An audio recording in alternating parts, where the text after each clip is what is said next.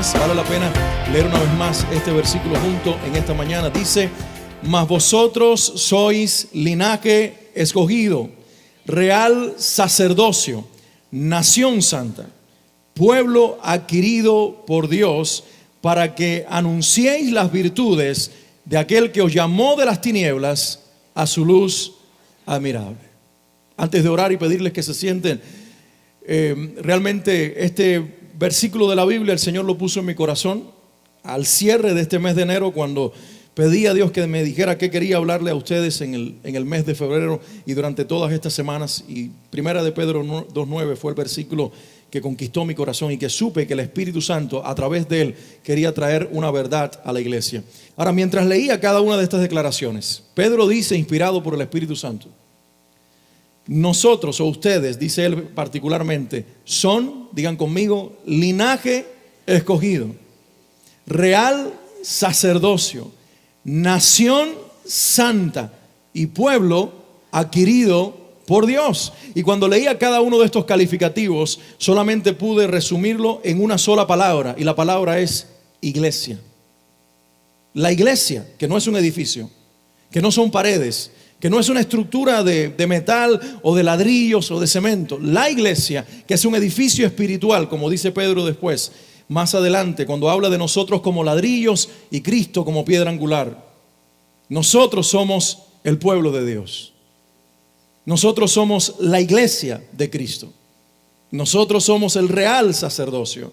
Somos la nación santa. Somos el pueblo adquirido por Dios. Y todo esto tiene un para qué. Para que anunciemos sus virtudes de aquel, de Cristo, que nos llamó de las tinieblas a su luz admirable. Digan conmigo: somos tu iglesia.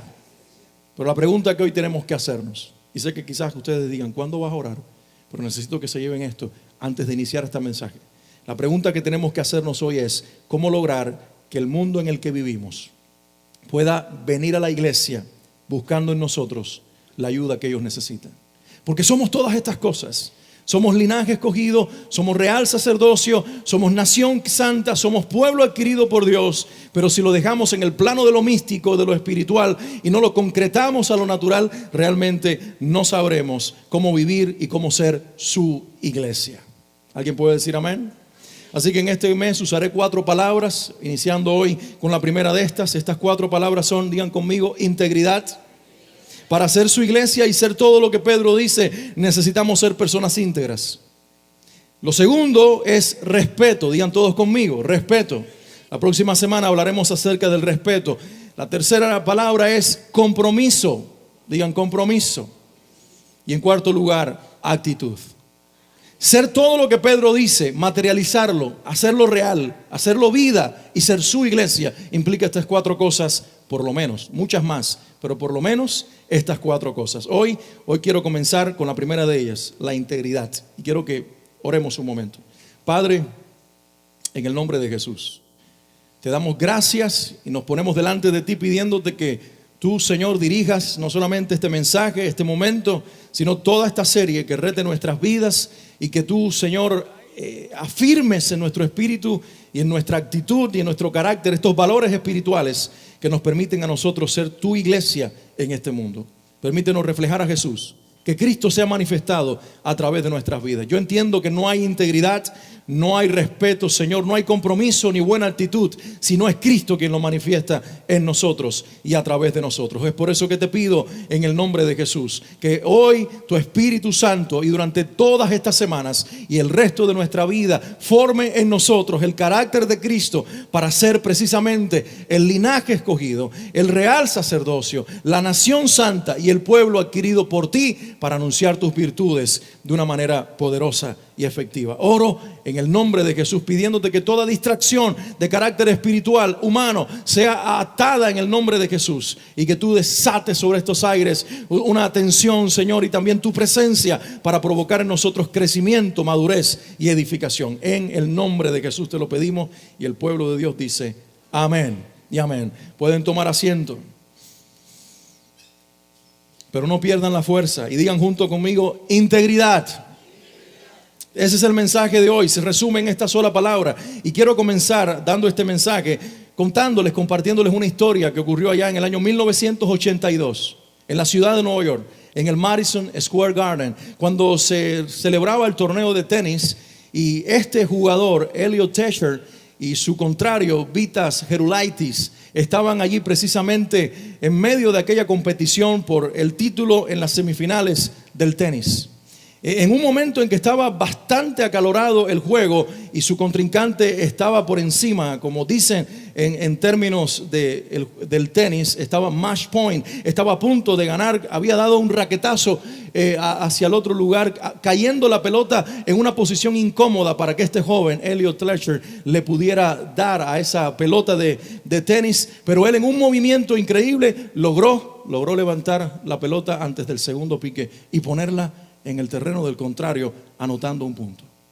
En medio de aquel momento sensacional donde toda la audiencia que estaba presente comenzó a respirar lo que era de verdad jugar al tenis, este jugador de nombre Elliot Tesher se acercó al árbitro y le dijo algo al oído. Nadie pudo escuchar lo que le había dicho, pero luego todo fue detenido y el árbitro dijo que este jugador, aunque él no lo había podido ver, había reconocido que su raqueta había tocado la red de una manera imperceptible, pero que lo descalificaba y le anulaba su punto.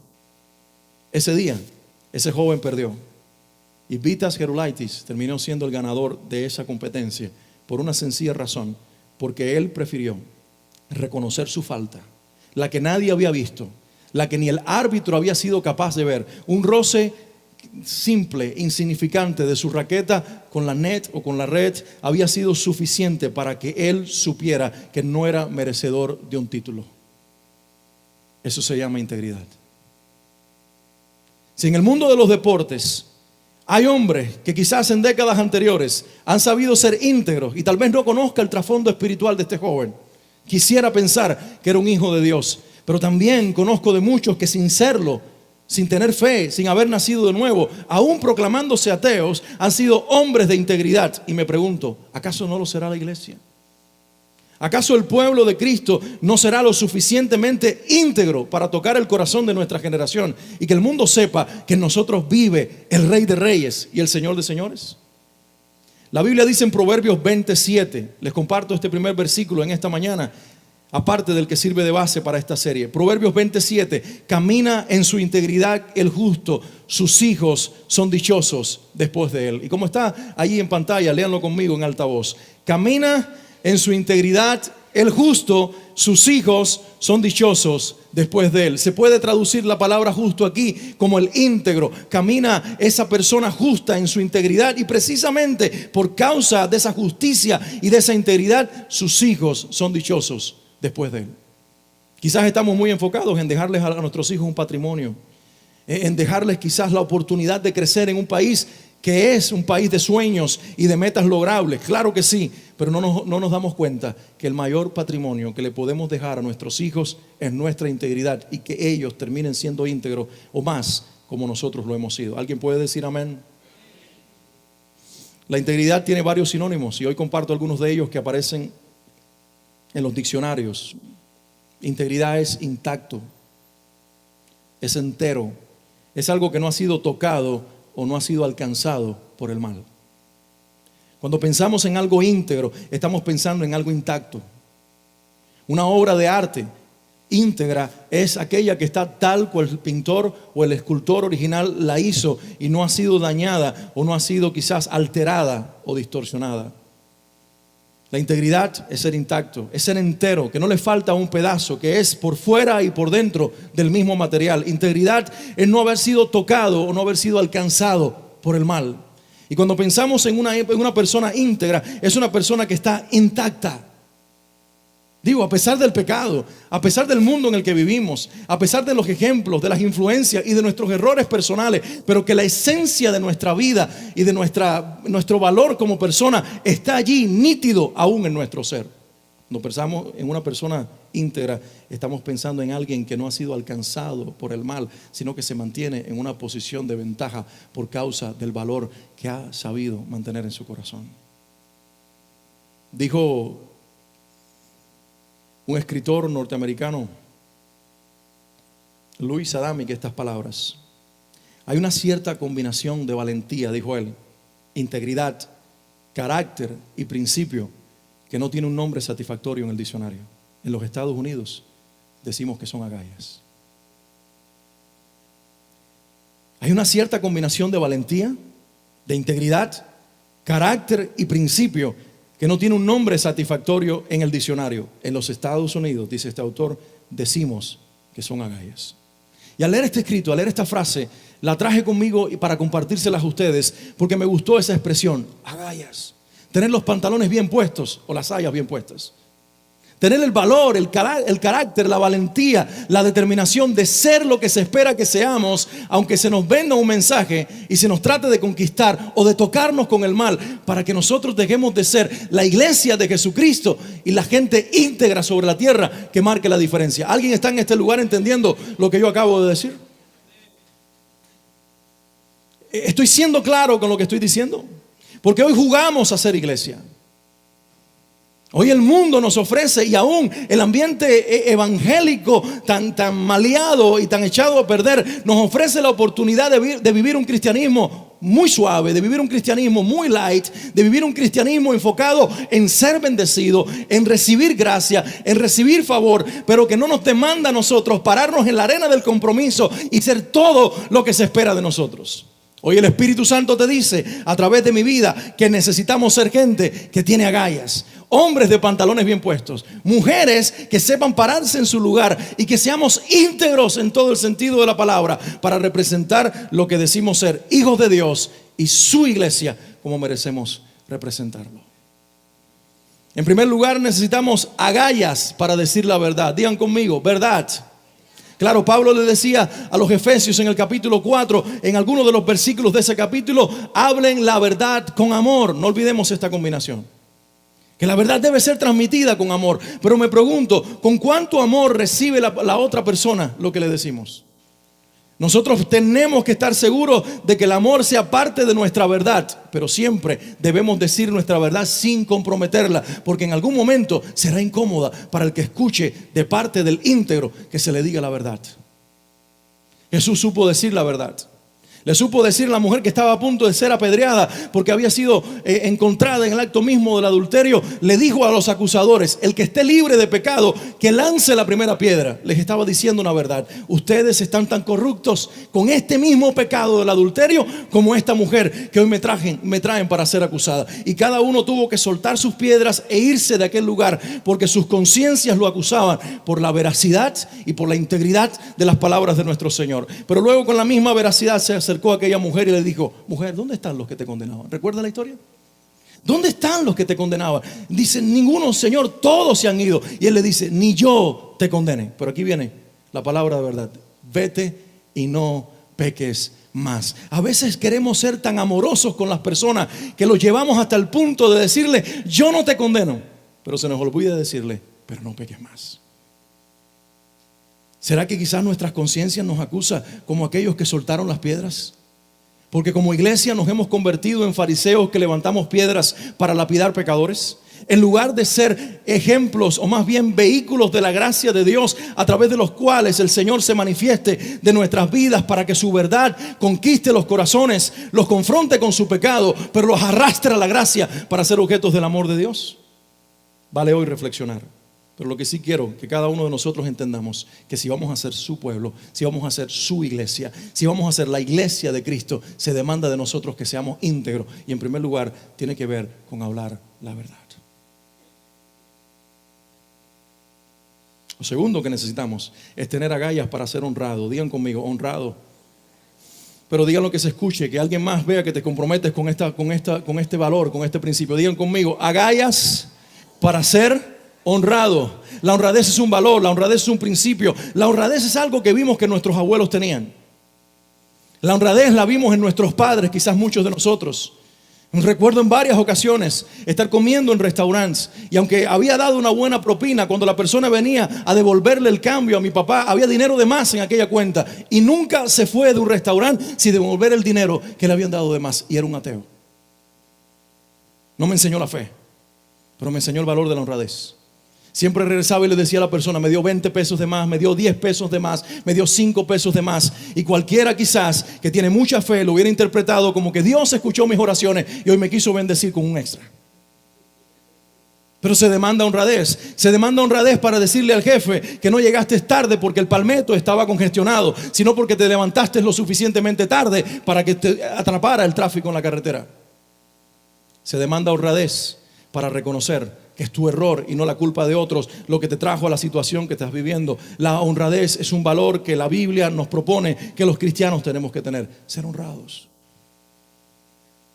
El primer siglo fue conquistado por un cristianismo de hombres y mujeres honrados. Y los que no entraban dentro de estas dinámicas, como aquella Ananías y Zafira, morían irremediablemente.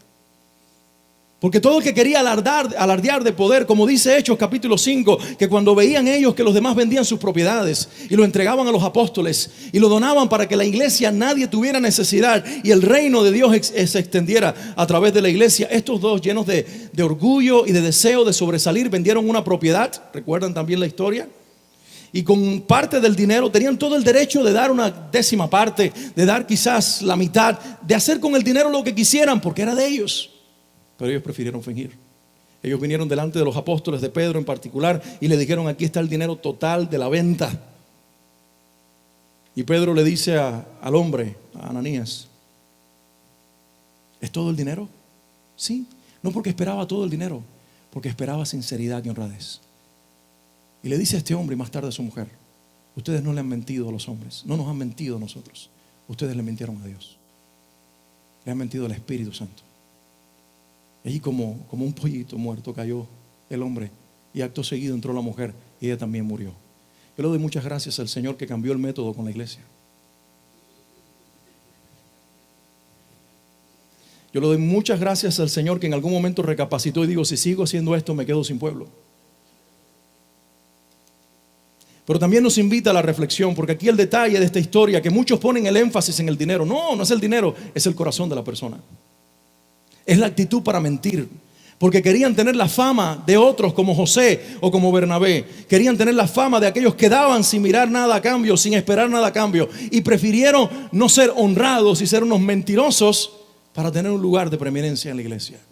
Y así nos pasa muchas veces. Queremos vender imágenes que no tenemos. Nos ponemos máscaras que representen personalidades que no tenemos. Queremos vender una espiritualidad muchas veces falsa. Y todo eso es ser deshonesto y no honrado.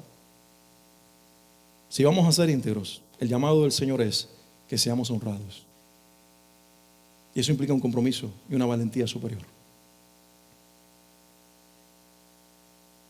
¿Están vivos? Yo creo en tercer lugar que necesitamos agallas para ser transparentes. Digan conmigo: transparentes. La verdad, la honradez y la transparencia definen la integridad de una persona. La transparencia quiere decir que seamos como el cristal, que las personas puedan mirar a través de nosotros, de nuestras vidas. Que lo que decimos con estos labios sea congruente con lo que vivimos.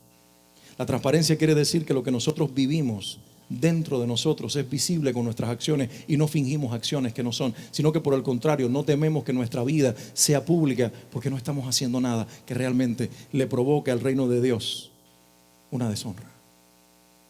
Vidas transparentes. Ser transparentes implica que seamos íntegros pero no perfectos. Las personas transparentes no son perfectas, pero sí son auténticas. Digan todos conmigo: auténticos. Implica que cuando nosotros estemos atravesando por pruebas en la vida, no mostremos cara de que somos más espirituales que los demás, sino que reconozcamos nuestras batallas y nuestras luchas y sepamos aceptar que estamos en momentos difíciles. Hoy nos escudamos estas frases muy espirituales y en momentos de nuestra vida, cuando nos saludamos unos a otros, bendito Dios que quizás no suceda mucho en esta iglesia, pero en el ámbito más evangélico y cristiano, los cristianos acostumbran a saludarse. ¿Y cómo estás, hermano? En victoria, aleluya. Y está todo quebrado y quebrantado, no tiene dinero ni para pagar la renta, le duele hasta el callo de los pies. Pero no es capaz de decirle: necesito que ores por mí, estoy viviendo un momento difícil en mi vida, porque hemos perdido la integridad creyendo que debemos ser espirituales. Y la espiritualidad es la transparencia, es la capacidad de reconocer el momento que estamos viviendo, es entender nuestra imperfección humana, pero la autenticidad del Espíritu que provocó una nueva naturaleza en nosotros. Me encantan las palabras que están registradas en el primer libro de Reyes, capítulo 9, los versículos 4 y 5. Se las leo en la Nueva Traducción Viviente, acerca del rey David. David es un ejemplo de integridad en la Biblia. Y estas son las palabras del Señor a su hijo Salomón cuando lo escogió para ser rey de Israel. Le dijo así, versículo 4 de primero de Reyes, capítulo 9. Yo lo leo y quizás ustedes después lo pueden ver en sus casas. Dice así: en cuanto a ti, le dice Dios a Salomón, en cuanto a ti, si me sigues con integridad y rectitud como lo hizo David y obedeces todos mis mandatos, decretos y ordenanzas, entonces estableceré tu dinastía en el trono de Israel para siempre. Pues a tu padre David le prometí, siempre habrá uno de tus descendientes en el trono de Israel. Y me detengo un momentito más en el versículo número 4 que les leí, quizás a vuelo de pájaro, pero ahora quiero meditar un momento en estas palabras y entender que quien las dice es Dios mismo. Miren cómo él dice: he oído tu oración, palabra de Dios a Salomón, escuché lo que tú pedías y he apartado este templo que me construiste para que sea santo. Este lugar que has construido donde mi nombre está honrado para siempre, lo vigilaré sin cesar porque es muy preciado a mi corazón. Y en cuanto a ti, si me sigues, digan conmigo, con integridad y con rectitud, ¿como quién? Dice, como lo hizo David tu padre, y me obedeces. Y me llama la atención que Dios le diga a Salomón que el mejor ejemplo que tiene para él de integridad y rectitud es su hijo David y el padre de Salomón. Y no puedo dejar de pensar en el adulterio de David. Y no puedo dejar de pensar en el momento en que quizás planificó la muerte de aquel hombre, el esposo de aquella mujer, que no era un desconocido, era uno de sus 30 valientes, que había estado con él años en una cueva y que había compartido momentos críticos con David. Y David planificó su muerte para esconder un pecado. No puedo dejar de pensar en aquel momento crítico y quizás oscuro en la vida de David. Pero bendito Dios. Esa es la gracia de Dios y ese es el corazón de nuestro Dios. Él viene al hijo y le dice: yo quiero que tú seas como tu padre. Y tu padre fue íntegro y fue recto. Y quizás Salomón podía haber dicho: ¿estás seguro? Yo soy el hijo de la mujer con la que él adulteró. Porque la Biblia nos muestra que aun cuando hay errores en el caminar de los hombres de Dios, si estos se paran sobre la gracia, confiesan su pecado y recurren a la integridad que viene del Espíritu Santo, aún serán usados como modelo de rectitud y de integridad por generaciones. Alguien diga amén en este lugar. Y esto no es un mensaje para exaltar las vidas que pecan, esto es un mensaje para exaltar la gracia de Dios. Porque la esencia de la integridad en el pueblo de Dios está en nuestra dependencia y en nuestra capacidad de transparentemente rendirnos delante del Señor. Hace falta tener agallas para ser transparentes los unos con los otros. Pero yo he aprendido esto en mi caminar con el Señor, que mi transparencia delante de ustedes, ser tal cual soy, vivir tal cual vivo, es porque primero lo soy delante de mi Dios y sin tapujos me relaciono con Él.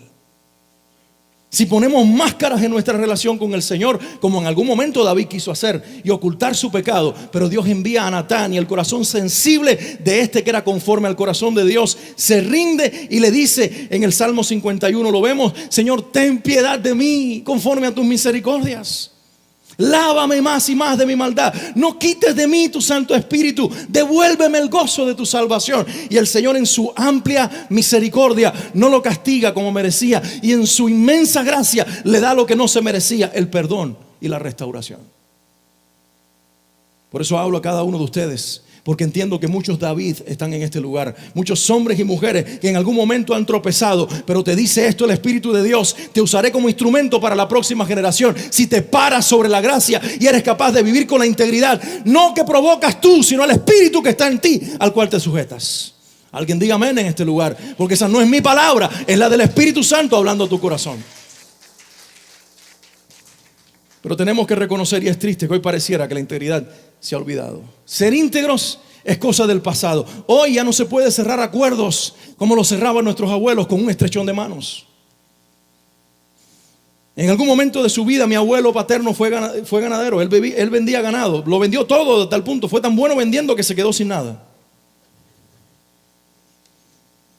Pero realmente, quizás en algunas historias familiares que le escuché a mi papá, él me decía que cómo él vendía los animales que tenía sin cerrar un contrato. Se daban las manos y le decían: esto cuesta tanto y mañana usted recibirá su vaca. Y la persona decía: y usted recibirá lo que está acordado entre nosotros. Y al siguiente día, ahí estaba la vaca para la persona que la quería comprar. Y ahí estaba el dinero, porque dos hombres de criterio propio y de integridad de aquella generación eran capaces de decir sí, sí, no, no. Y no eran cristianos.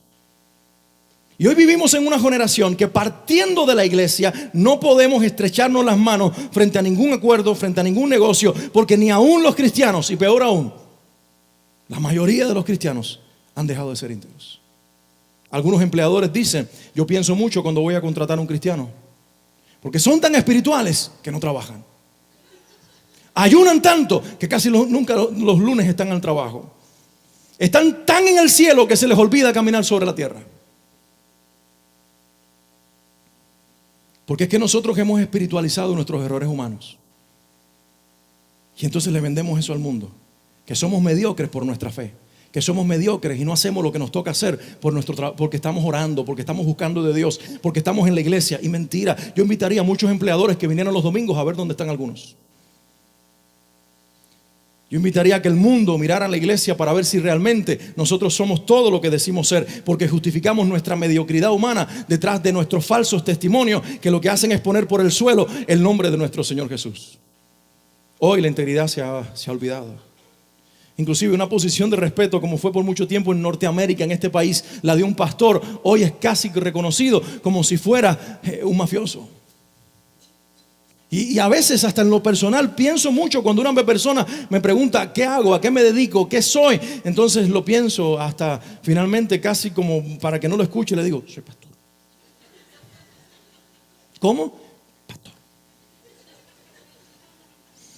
Ya no sé si decirle: le hablo a la gente, me dedico a hablar y la gente me escucha. No sé, con tal de lograr que no me miren con la cara que me miran. A veces Suanli viene de momentos en que está ayudando en la escuela como voluntaria, y las mujeres que están ahí le dicen: ¿y a qué se dedica tu esposo? Él es pastor. Dice: pastor, ella debe recoger la ofrenda. Porque tristemente el mundo en el que vivimos hoy ha entendido que la iglesia es un negocio que tienen algunos hombres para hacerse ricos.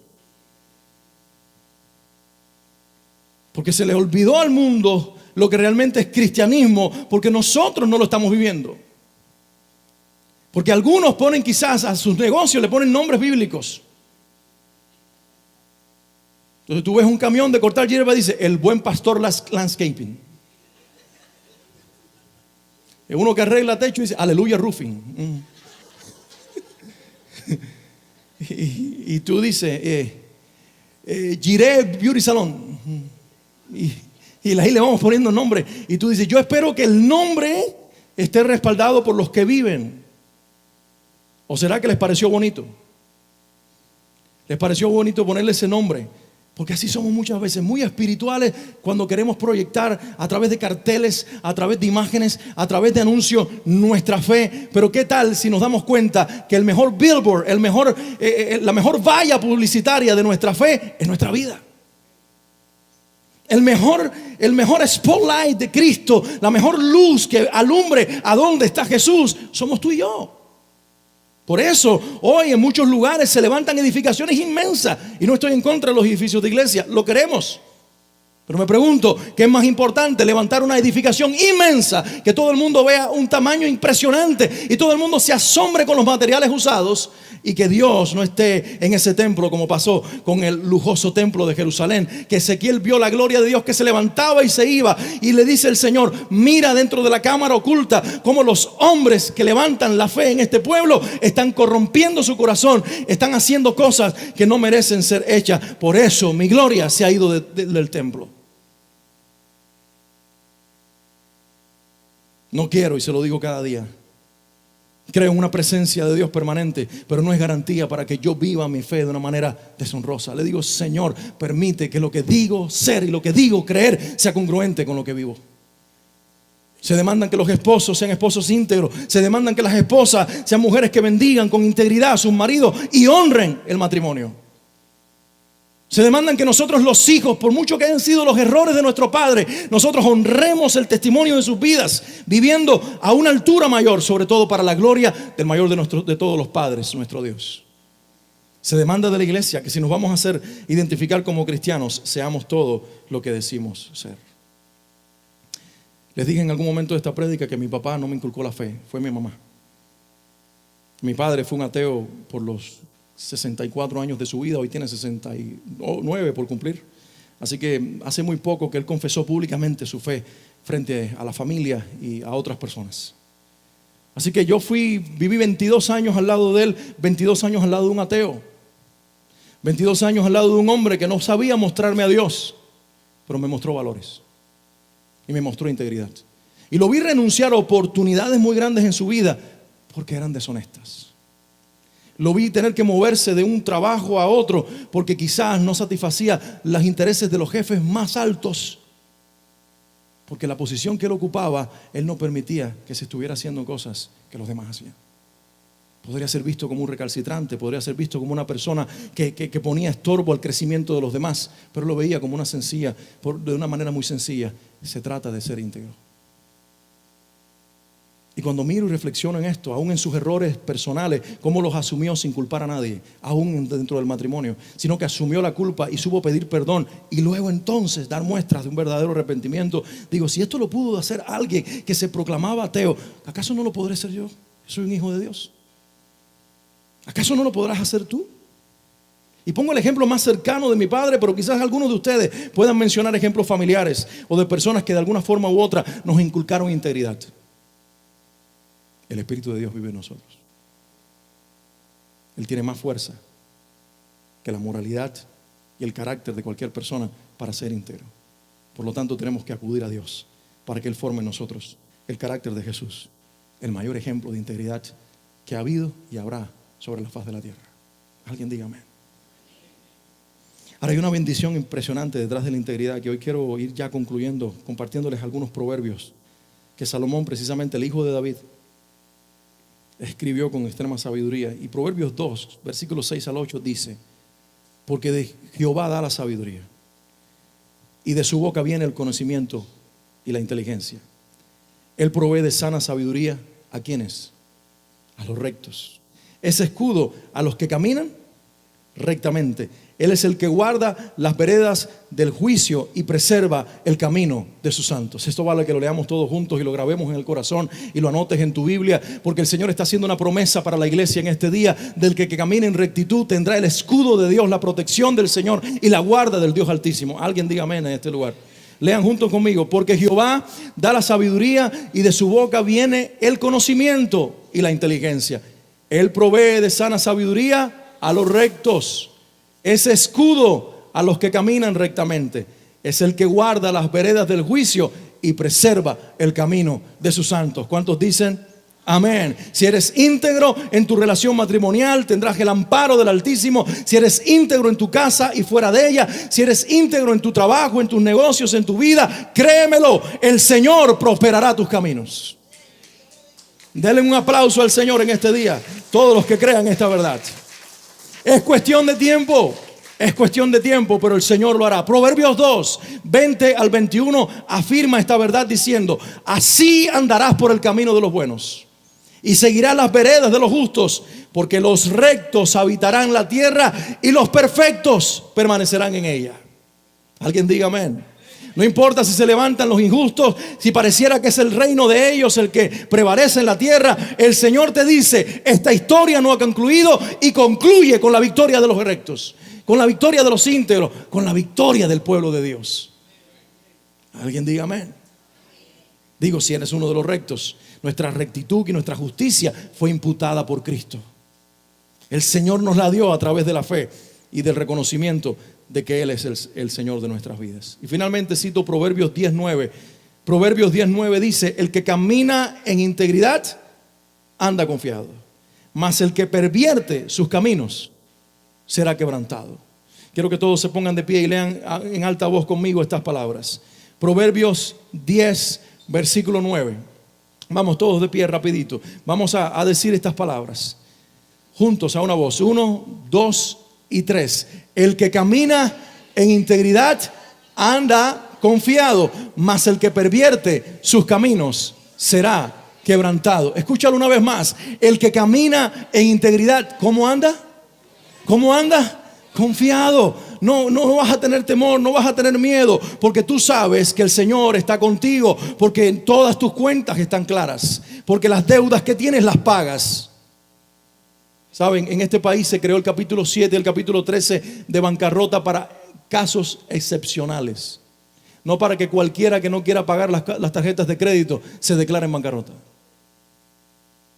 Se espera de los cristianos que si tienes deudas, te aprietes el cinto y los pagues hasta el último peso. Y digo, y si no puedes, aplica para ti. Para ti es la ley. Pero no es si no quieres, es si no puedes. Y entiendo que algunos no pueden. Están dentro de esa categoría para los que se creó esta ley y estos capítulos de bancarrota. Pero en este país y muchos cristianos se unieron a la danza y al baile de muchos que en su falta de integridad dijeron, pues yo gasto hasta lo último y luego me declaro en bancarrota. Toca al que está a tu lado a ver si todavía está vivo. Pero te digo algo, el que camina en integridad anda confiado. Si tú llegas a tu trabajo por la mañana y trabajas las horas que te pidió el empleador y tú no te robas ningún minuto de trabajo, aunque quieran hacerte la cama, aunque se levanten hombres perversos como se levantaron en contra de Daniel, y aunque quizás hagan un plan macabro que termines cayendo en un foso de leones, el Señor estará contigo como estuvo con Daniel, cerrará la boca de los leones y el mismo rey se levantará a favor tuyo para decir, adoren al Dios de Daniel. Hace falta hombres de esa integridad. Hace falta los Sadrach, los Mesach, los Abednego, que le digan a los reyes de la tierra, échenme en el fuego si fuera necesario. Tiene mi Dios poder para librarme.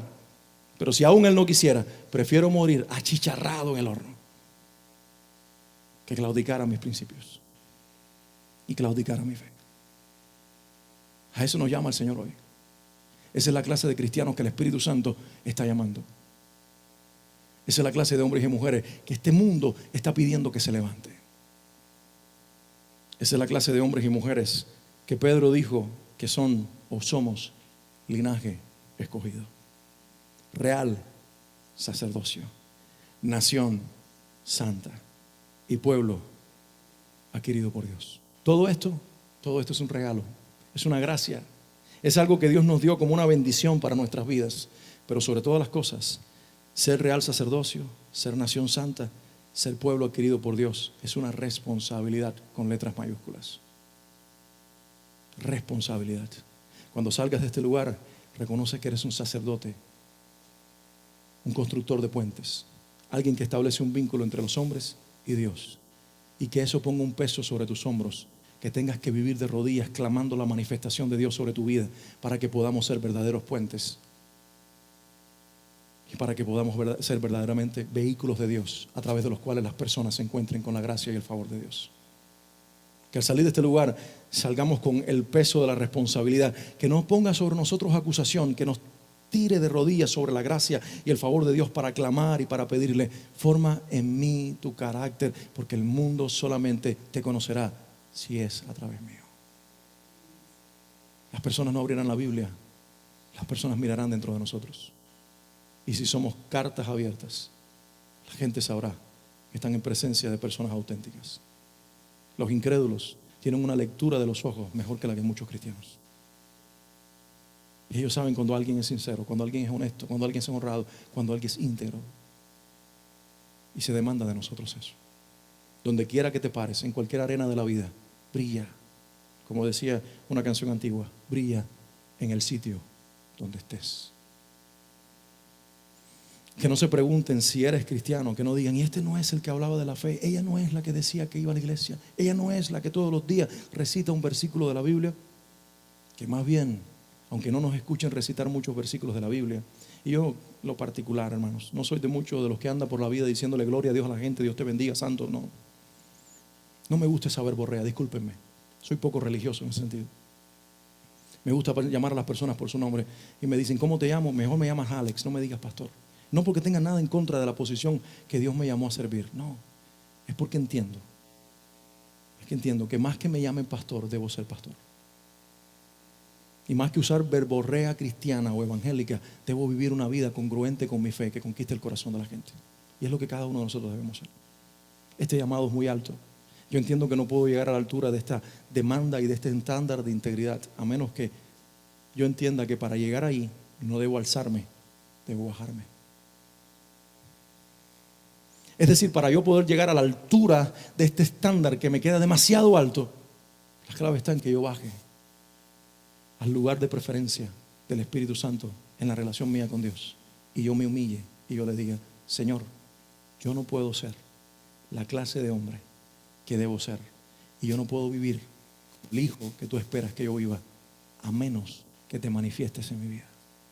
Que tomes conquista de mi corazón y que gobiernes mis pensamientos, mis palabras y mis acciones, para que este mundo que se está muriendo, pero te necesita, te vea a ti a través de mí. Es la oración que les invito a todos ustedes a hacer. Es la mayor oración de victoria que un hijo de Dios podrá hacer. No es aquella en la que declaramos muchas cosas. Las mayores declaraciones de victoria es cuando rendimos mucho y rendimos el yo. El momento de mayor victoria de Jacob fue precisamente cuando, cojeando, cayó sobre aquel ángel de Jehová y finalmente rendido le dice: no te dejo si no me bendigas, si no me bendices. Y ahí le dijo: dejarás de llamarte Jacob, te llamarás Israel, y serás el padre de una multitud, serás un príncipe, serás alguien grande. El Señor transformó su identidad en el momento que se rindió. El momento más grande de David no fue cuando fue ungido para ser rey. El momento más grande de David es cuando el dolor de su pecado clamó para ser restituido a la gracia de Dios. El momento más grande de Jesús no fue cuando fue bautizado y los cielos se abrieron, la paloma descendió y la voz dijo: este es mi hijo amado, en él me complazco. Ni tan siquiera fue el monte de la transfiguración. El momento más grande de Jesús fue Getsemaní, cuando casi al punto de la muerte, en un estrés inmenso, con gotas de sangre y sudor, decía: no quiero pasar este momento, pero no se haga mi voluntad sino la tuya. En ese momento, Él fue grande y lo preparó para la cruz. La invitación del Señor hoy es esta: que seamos grandes de esa manera, grandes de rodillas, grandes en rendición, grandes en entender que solamente Cristo será visto a través de nuestras vidas, cuando nosotros dejemos de luchar por brillar nosotros y le permitamos a Él brillar a través de nuestras vidas. ¿Cuántos dicen: Señor, yo quiero brillar para ti, yo quiero ser esa mujer, quiero ser ese hombre que viva en integridad, yo quiero ser esa persona que donde me pare, donde esté, las personas sepan que Jesús está conmigo? Veremos el respaldo de Dios. Veremos el respaldo de Dios. Veremos cómo Dios toca los corazones, cómo Dios quebranta las vidas. Porque cuando uno alinea su corazón a la voluntad de Dios y a la voluntad del Padre, Él comienza a mostrar a través de nosotros su presencia de la manera que siempre lo hemos anhelado. Alguien levanta su mano en este lugar y le dice: Señor, yo quiero ser